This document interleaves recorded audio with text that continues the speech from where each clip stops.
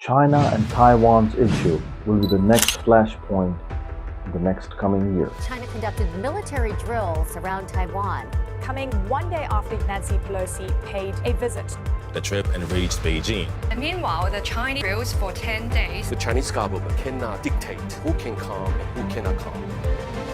Taiwan was never a part of the People's Republic. Today we will discuss the main reason behind China and Taiwan's conflict. What is China and Taiwan's stand on this issue? And why US is supporting Taiwan against China? In 1894, Japan launched an attack on China, marking the beginning of the First Sino-Japanese War. The conflict rose from the territorial dispute and competition for influence in Korea. The war lasted for about 9 months and ended with the Treaty of Shimonoseki in 1895. The treaty marked the end of the First Sino-Japanese War. Under this treaty, China recognized the independence of Korea, ceded several territories to Japan. This included Taiwan. During this time, in 1912, Sun Yat-sen, a Chinese statesman, launched a political party which split in two after his death in 1925. One of the Nationalist Party was led by Man Zedong, the other Communist Party led by Chiang Kai-shek. The Nationalist Party emphasized democracy, and the Communist Party aimed to establish communism through a centralized power. Both Communist Party and the Nationalist Party wanted to control China. This led to their dispute in 1949. The Communist Party of China under Mao Zedong emerged victorious and established the People's Republic of China. On the mainland, the defeated Nationalist Party, Chiang Kai-shek, fled to Taiwan, established the Republic of China, and continued to claim legitimacy as the true government of China. Taiwan developed its own political and economic system separate from the mainland China. China did not recognize Taiwan as a sovereign state and still considered it as part of its territory. China claims that Taiwan should be unified with the mainland. However, Taiwan maintains its own separate political system and do not wish to be integrated into China. In 1971, the United Nations General Assembly resolution recognized the People's Republic of China, sole legitimate representative of China in the United Nations, and the Republic of China in Taiwan. Since then, Taiwan has not been a member of the United Nations and has been unable to regain its seat or obtain full membership due to One China policy. The One China policy refers to mainland China as the sole legal government representing all of the China, including Taiwan. Due to China's strict stance that they will not establish official relations with countries that accept Taiwan, only 15 countries have recognized Taiwan. The United States has maintained a policy of strategic ambiguity, neither fully recognizing Taiwan nor outright endorsing China's claim of sovereignty. The United States' official position is One China policy.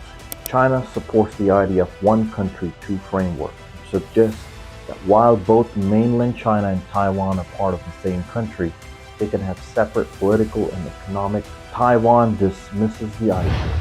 The underlying political disagreement between China and Taiwan regarding their status and sovereignty remain unresolved. China continues to build up its military capabilities and conducts military exercises in the area near Taiwan. A massive show of military might off the coast of Taiwan. China deploying fighter jets and warships Saturday, sending 71 planes into Taiwan's airspace, and at least 9 Chinese warships now surrounding the self-governed island of Taiwan, simulating a naval blockade. These actions were often viewed as display of force and pressure in Taiwan, leading to an increased tension in the region. China has a strict stance on One China policy, but the U.S. House Speaker Nancy Pelosi officially visited Taiwan in 2022, said to the Communist Party in her statement, "They cannot prevent world leaders or anyone from traveling to Taiwan to pay respect to its flourishing democracy, to highlight its many successes, and to reaffirm our commitment to continued collaboration." Her visit to Taiwan and the speech in Taiwan's parliament showed that the U.S. is interested in increasing further ties with Taiwan. All this led to furious reaction from China against Taiwan and the United States. During this time, China conducted live-fire military exercise, the show of force sparked by Nancy's visit to Taiwan. I think Pelosi's visit will be bad in the long term. It's just a brief moment of happiness. But in the long run, I think it will have a big impact on our trade. CIA believes that China wants to be ready to invade Taiwan within a few years. Taiwan says that Chinese fighter jets fly dangerously close to Taiwanese airspace. In the recent interview to the NBC News in June 2023, Taiwan foreign minister said that, "I think China might be preparing what we saw as the origin of the Second World War. As we have to be careful. If we look at the history of war, there are plenty of war out of accident." Moreover, he praised the Ukrainian soldiers, saying that we have seen the very brave Ukrainian soldiers defending their territory, defending their freedom and sovereignty, and that is something we want to learn. Let's discuss why is US supporting Taiwan. US want to use Taiwan, Japan, and Philippines as a buffer zone between East China Sea and the Pacific Ocean. This is exactly what Russia wanted to do by using Ukraine as a buffer zone between Russia, the neighboring country, and warned Ukraine to not join the NATO. After pro-Russian government was removed from the Ukraine, Russia decided to invade Ukraine. If China invades Taiwan, US wants to bleed China like they did with Russia by putting sanctions. US also don't want China to take control of the biggest Taiwan semiconductor manufacturing company. China will then have control of $2 trillion worth business. These microchips are installed on everything which US uses, from tanks to weapons on battlefields, iPhones, and over 90% of the world's semiconductors are made in Taiwan. This is why US wants to make sure that China don't get its hands on these semiconductor manufacturing.